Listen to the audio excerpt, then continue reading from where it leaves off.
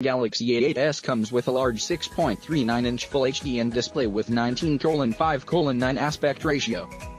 The phone is powered by the Qualcomm Snapdragon 710 SoC, backed with 6GB RAM and 128GB internal storage that can be expanded to 512GB using a microSD card. It also comes in an 8GB RAM version. The optics of the phone include a 10-megapixel sensor, a 24-megapixel sensor and a 5-megapixel sensor. Towards the front is a 24-megapixel selfie camera. The Galaxy A8s runs on Android 8.0 Oreo out of the box, with Samsung Experience UI 9.5 and is powered by a 3300 mAh battery. In terms of design, the Galaxy A8s comes with a glossy finish body with aluminum frame.